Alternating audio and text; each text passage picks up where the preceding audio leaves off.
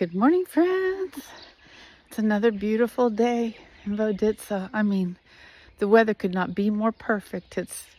I know Fahrenheit, I think the morning started out at like 47 degrees. It's already warming up. You can see the sun is just shining brilliantly. The birds are singing like the whole bit. There's no humidity that I can tell. There's no wind. I think the high today, maybe in the low 70s or something predicted. I forget. Fantastic. I have a fun day planned with some friends. Some ladies that I know, they call it like their spa day. And we're going to go to a place I haven't been before in a town called Razgrad. We'll see how it goes. I'm really tickled to be invited. So it's about, 8 o'clock or so in the morning. And before I head back to my place, I went to the little shop and had my morning coffee and kind of hung out a bit like I like to do. And but before I go back to my place, I'm going to stop and give a dog a little bit of leash training. I've never done this before, but I've watched a lot of videos and gave me quite a bit of confidence that I could learn how to do it. And so it's really, I'm having a really good time with it. I've done 3 sessions with the dog now, and it's just improved tremendously in that short period of time. It was, like so many dogs are, pulling really hard on a fairly short leash.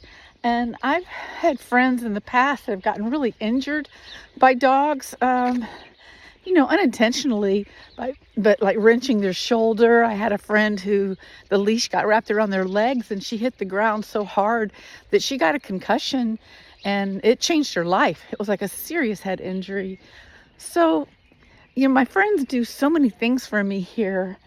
They help me out in so many ways. Even when I'm not here, I've got this handful of friends that, I can call on. Not that I've needed to so much, but it's nice to have your team. And I'm talking about not so much when I'm not here. But when I'm here, they're like offering me rides into town, all kinds of little things. So this is something that I thought of. There was a way that I could possibly help someone. Doesn't cost me anything but my time. And I'm happy to do it. I love this dog. This dog's like super, super sweet. And if I can really develop skills, it's another skill I can put in my toolbox that I can carry with me, and possibly help some other people. I love this part of the walk. My shoes get a little wet. There's a lot of dew on the ground, but it's just so nice. How cool is that, right? A garage made out of an old something or other. That's not the puppy I'm going to help. I don't know that dog. Poor little puppy, so scared. There's some feral animals here. They get so frightened and it's so sad. Often when I try to give them a little piece of meat, they're even too afraid to come and see what it is. Here you go, buddy. It's okay. It's okay. See, I'm leaving it a bit right there. You can tell it could really use it. Watch if I toss it. Oh, see, it didn't hear it. Let's see, I'm squishing it open so it has more. This was what I was going to use for the treat for the dog that I'm going to train, but this one needs it more. There we go. There we go. Yeah, he smelled it. Yeah, he got it. All right. This is kind of like the other main road in Voditsa. There's the one that I'm on, and then this one, there's kind of like this, as you come into the village, it sort of splits and goes on either side of the pensioners club, and then it goes up and kind of remerges.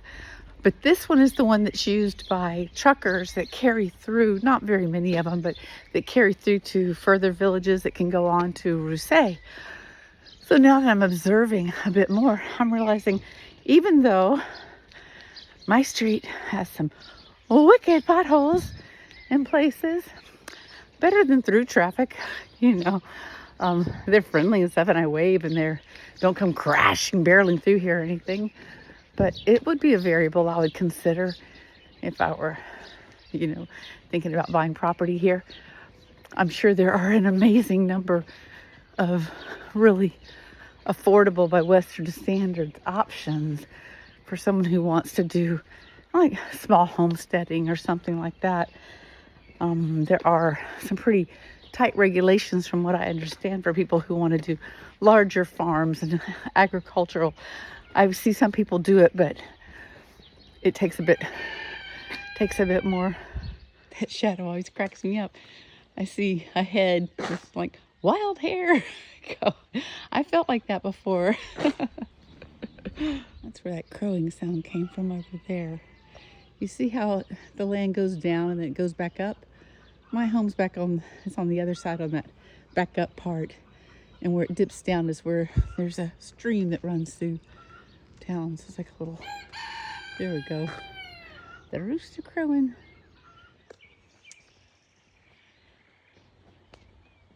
It's just such a pretty one. It's positioned so pretty on the land. It's really hard to tell when you're looking at them how sound they are, you know. Oh, what's that word we have for that? What shape the beams and things are in. You learn how to look for settling and stuff. That back part's really falling down. I could speak quite a bit more to that. But I'm too focused on the beauty around me, to be honest. So let's look at this for just a moment and study it a little bit. If you notice, the beams that they started out with, that whoever built this started out with, was not a straight piece of wood, right? They didn't. It's village done. I don't know how old. It could be even. There's a building on my property that's like 200 years old. But I admire how they shored that up with little pieces of brick and stone, right, to make it. And then you come down here and they were able to install that door. If you've done much renovating or reconstructing, you'll understand what I'm getting at. And I get it's a little rough on me when people come here and are critical of the fact that, you know, floors aren't plumb, rooms aren't square. Yeah, that's true. If you could see what was behind the scenes and what they were working with, I think there would be greater admiration for the skills that went into building these old properties.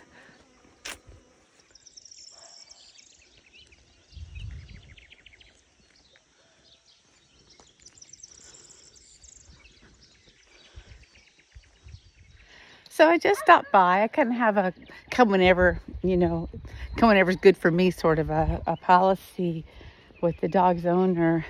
And the puppy was eating its breakfast, not on a perfect steady schedule, And I decided to forego the training for now. Better to let him just relax, eat.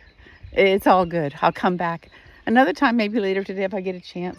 I'm going to try to do it consistently. And the lessons are lasting like maybe 5 to 10 minutes, something like that. I need the dog's complete attention. It's really fun. It's really fun. I had a feeling it would be something I could do. And I'm so impressed with how quickly he's responding. I couldn't figure this out on my own. I had a dog that was absolutely impossible. And I wish I would have understood better than what I understand now.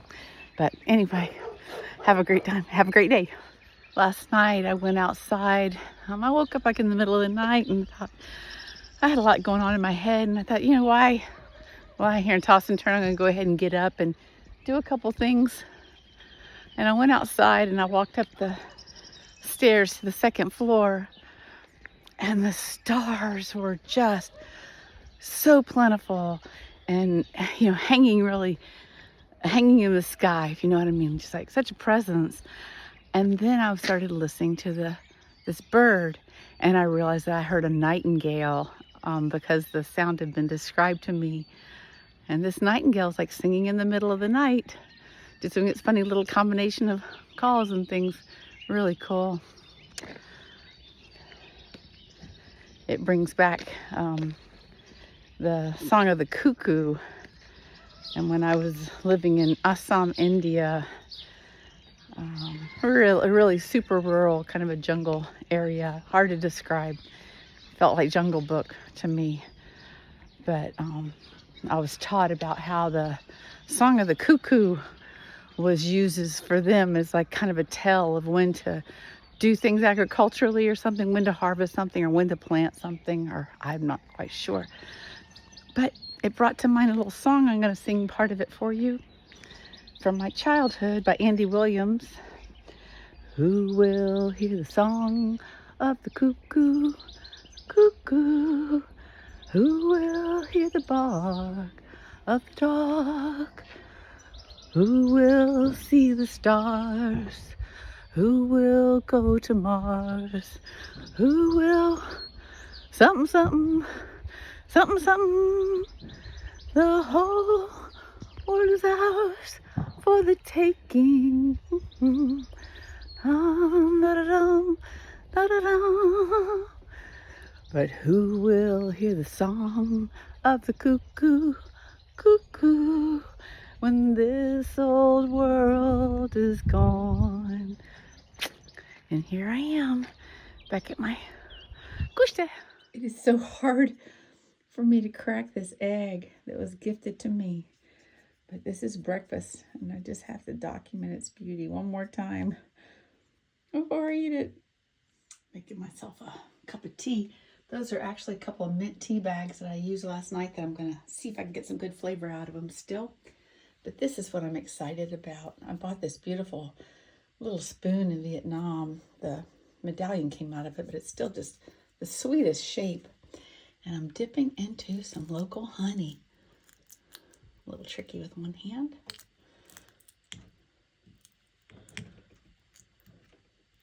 But honey, if you don't know, real, true, pure honey that doesn't have, we have stuff that's kind of not exactly pseudo honey at home, but it is not like real honey. But real honey doesn't have a shelf life, lasts forever, I've learned, didn't know that, and has just all kinds of fantastic qualities.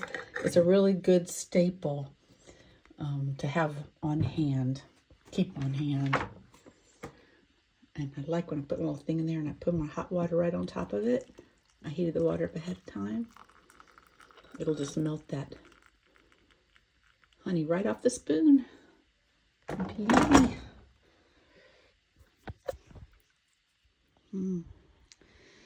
So here I shall sit like a baba on a bench, drink a little mint tea, eating the rest of my banana, waiting for my ride.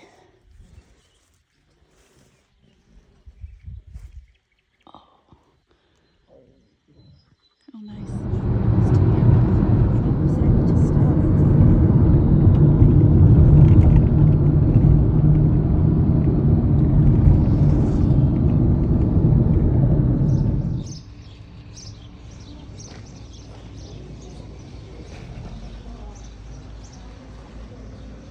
Well, here we are, ready for our spa experience. I'm so excited.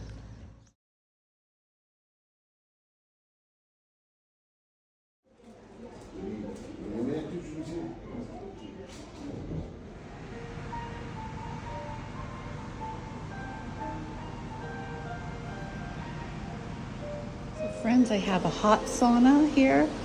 See those two words? Those both say sauna.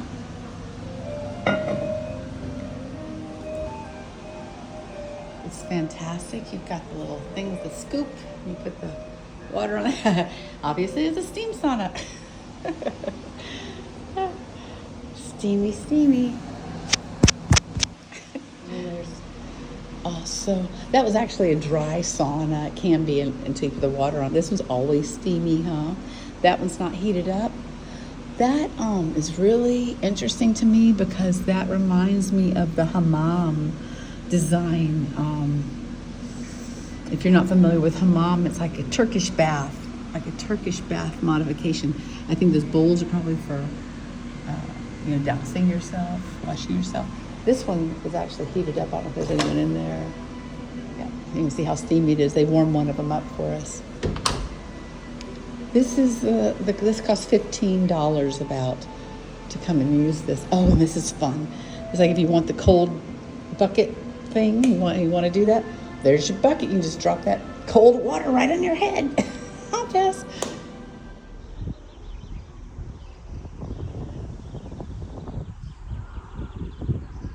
The Bulgarian flag.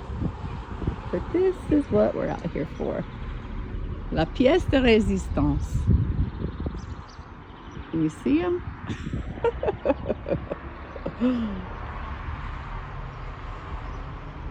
Oh my gosh.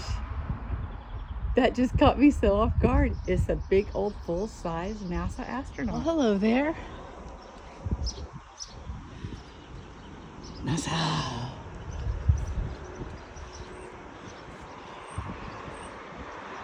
Is there a face inside? Oh, I don't see anybody in there. Oh. Dobre.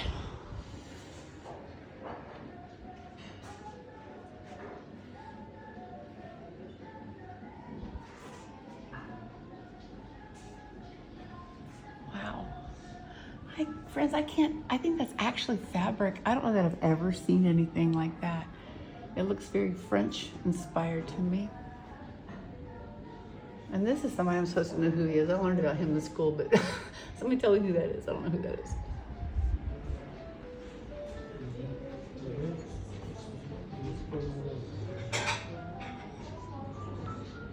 So pleasant. It's a really nice breeze coming through here.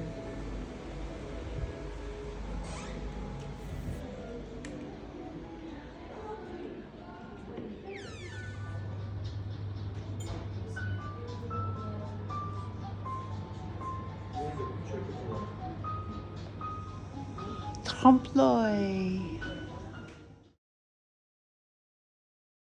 Friends are giving me out my mouth full. I thought you might enjoy this. I ordered this off the menu. It's called cornbread. It's really nothing like what we consider cornbread at home. See, it's very much like a bread, but I guess it's made from a really fine corn flour. It's delicious. Just not what I was expecting.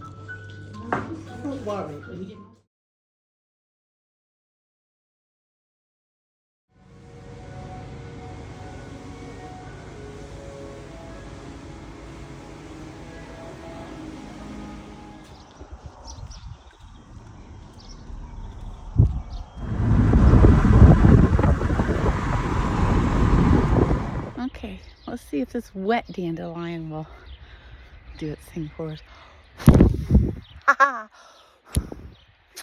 Dare to dream.